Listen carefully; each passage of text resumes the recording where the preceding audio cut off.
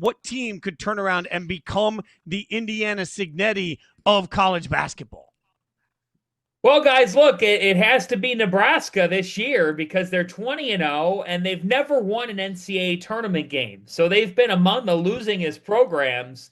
And what Fred Hoiberg has done is nothing short of amazing. And tonight they take on Michigan in a top five showdown. Who would have ever thought that Nebraska basketball, or as they call Nebraska ball, will be playing in a top five game in college hoops?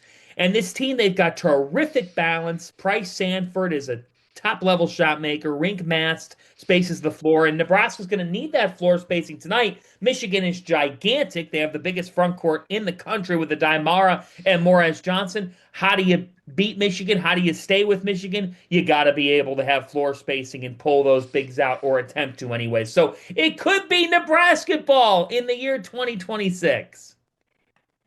We are all proud members of the Corn Hub here. Love to see the turnaround at Nebraska. So that, like you mentioned, they take on Michigan. Yeah. What do you need to see from both of these teams to really prove themselves to you? Well, this is a Michigan team. By the way, I mean, this is a huge week for both these teams because as the graphic notes, Michigan plays at Michigan State on Friday. Nebraska is taking on Illinois this Sunday. So they have multiple top 10 games in the Big Ten, the most in a week since 2021. What do I need to see? I think for Michigan, it's just Yaxel Lendeborg has been a little bit up and down the last month and change. He's been dealing with a calf issue. I want to see him play his best basketball. When he does, it changes everything for the Wolverines. I think that Elliot Cadeau and his ability to be in control, I've been so impressed by his discipline. When I talked with Dusty May, I said, what's impressed you the most about the Carolina transfer? And he said, the way that he's fit into our system. Because when he was at Carolina, guys, he was a player who could go off script quite a bit. And sometimes there's good in that, but sometimes there's turnovers and some sloppiness in that. And Cadeau's really settled down well. Namari Burnett, Roddy Gale, LJ Case, and their depth is Trey McKinney. Their depth is amazing. It really is. I think for them defensively, as you see Cadeau, and he's been an energizer in every way, but you see the guy behind him, Morez Johnson and Daimara. Those two guys, they make you work for everything you're going to get. You cannot take a shot, from 10 feet within. Michigan, they're the best in the country at the length of opponent two-point shooting. In other words, you can't get to the basket against them. They're the best analytically in how they make you take tough twos. And because they have shot blocking. They're the best team in the Big Ten and a top 5 or 6 team nationally in shot blocking. I want to see Michigan, when they get spaced out, can they still be able to defend those Nebraska three-point shooters? As for Nebraska, Braden Frager, he had an injury last week.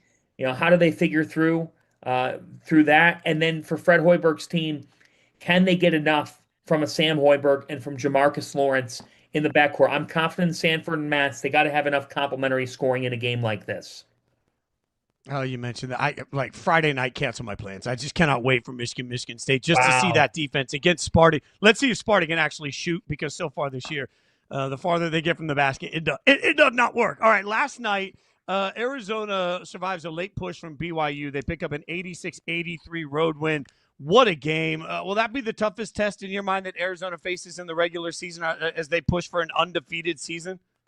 No, it won't be the toughest test because life in the Big 12 is unrelenting. This league is absolutely phenomenal. In terms of the top of it, I do think it's the best, very top of a league in college basketball. I think the Big 10, their depth is amazing and better than the Big 12.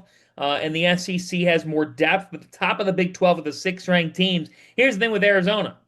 They still got to go to Fog Allen on February 9th, and that's even louder than BYU. And if Darren Peterson is playing, look out. They still got to play Texas Tech. They play BYU again. They still go to Houston. To me, that's the toughest game. When they go to Houston on February 21st, that is a really hard game because Houston, they take what you're best at offensively and they say, we're going to limit it. And we're going to put a cap on it, and we're not going to let you run your stuff. So that physicality of Houston, especially in their building, that's going to be tougher than what Arizona saw last night because BYU defensively is a bit up and down.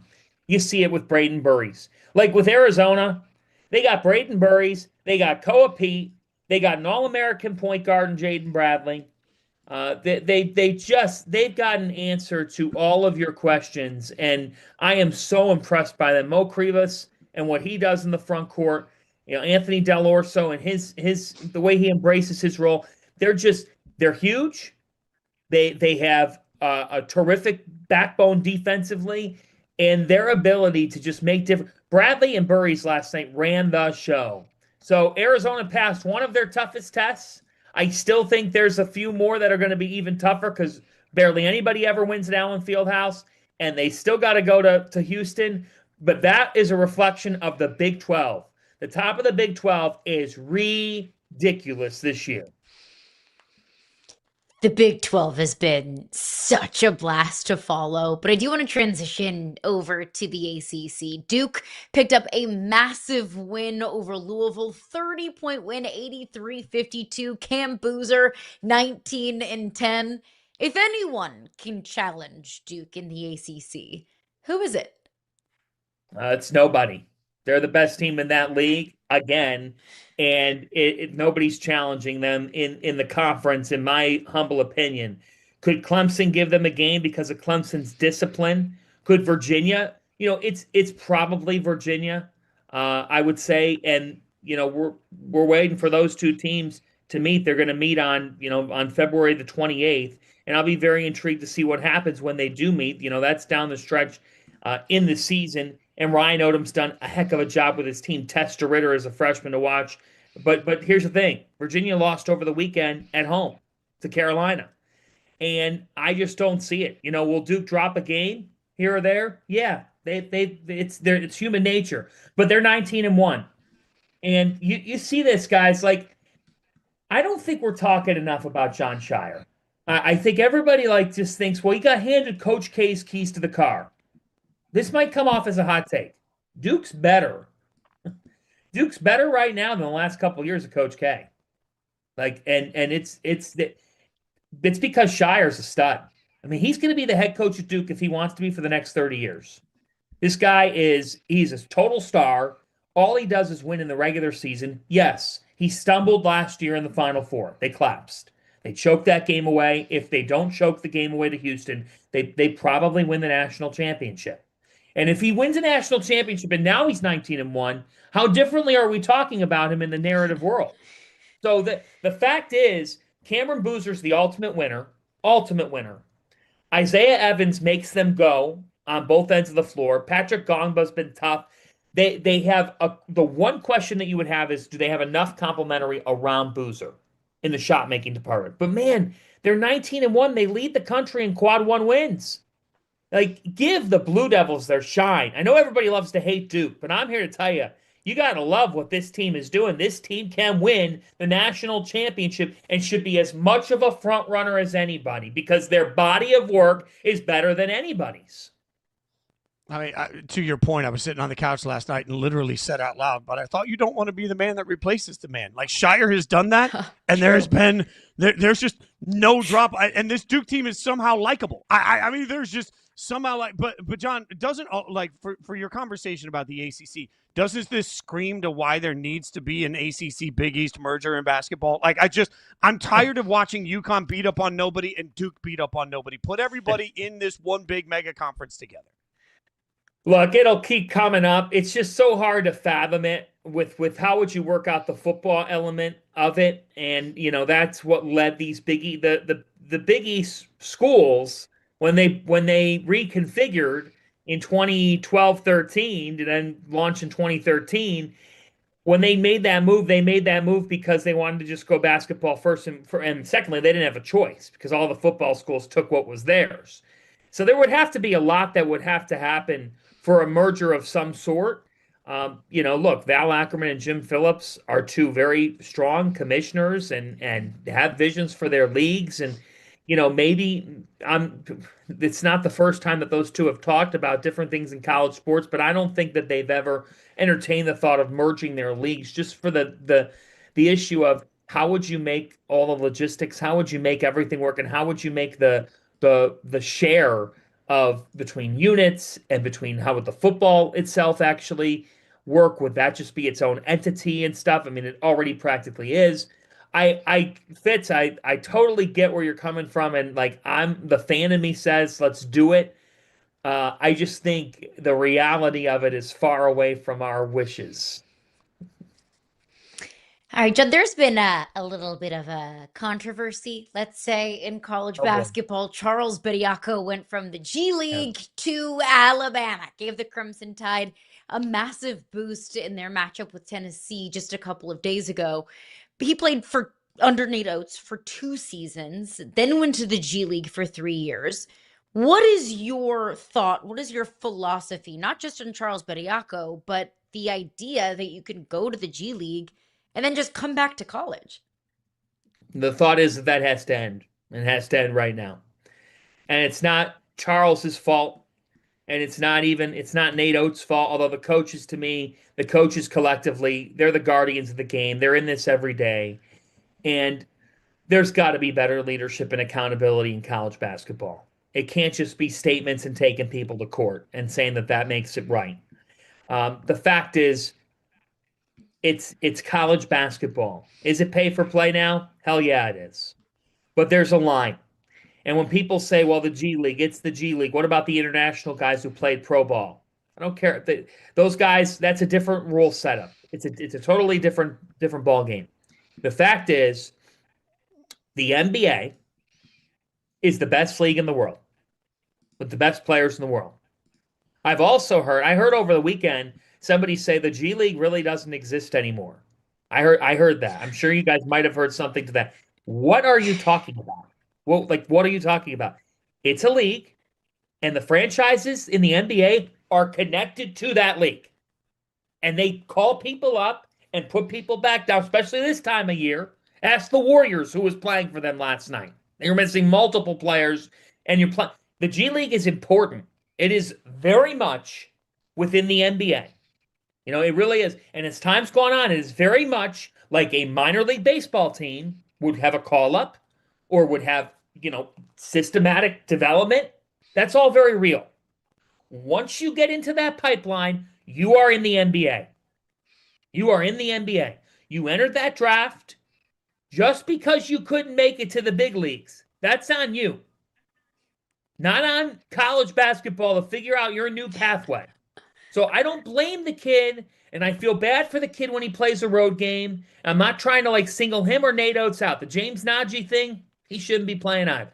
And people are like, well, he's only averaging a bucket a game. You're making a lot out of nothing. It's the principle of the matter. Because what if Charles has 16 points and 7 blocks? And I know there's 23 and 24-year-olds in college basketball, and some of that you can't fully prevent. But you can't prevent this.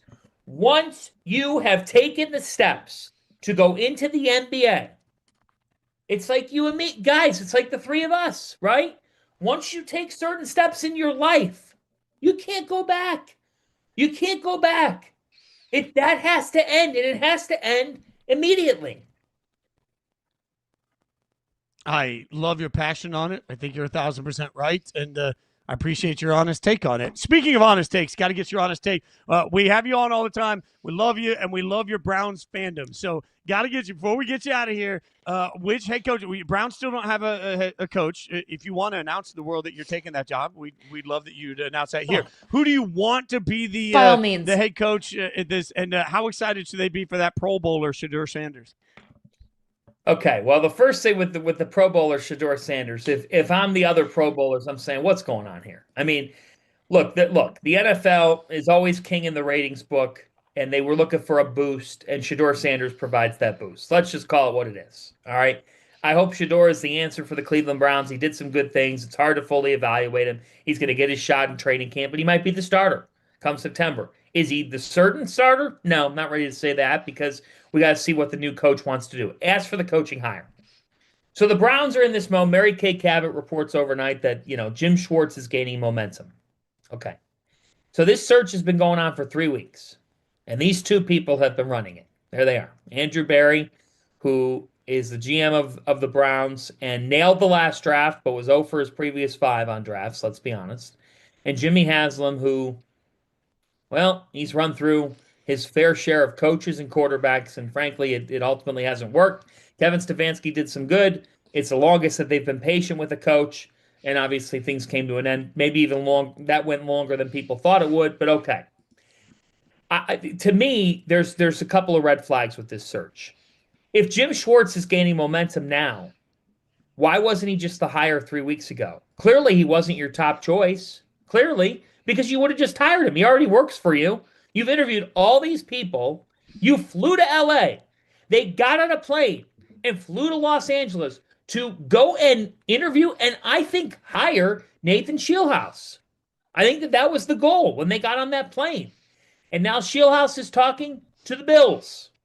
I would prefer Shieldhouse. I think he's a young offensive mind. The Browns offense needs a complete renovation. He's been with Sean McVay. Look at that offense. Look at how electric it's been. Look at their aggressiveness. I'm in support of Shieldhouse. And people say, like I've had a bunch of people who are like, Jim Schwartz is great. He's been an awesome coordinator. And he's a passionate guy. But if he was the top choice, why'd you wait 3 weeks? And oh, by the way, if he was so desired, why hasn't he been interviewing other places over the last 3 weeks? So the Browns looks like on paper, I would like Shieldhouse, but it looks like they might do a very Browns thing and do what they did with Freddie Kitchens and just elevate within. That was a one and done.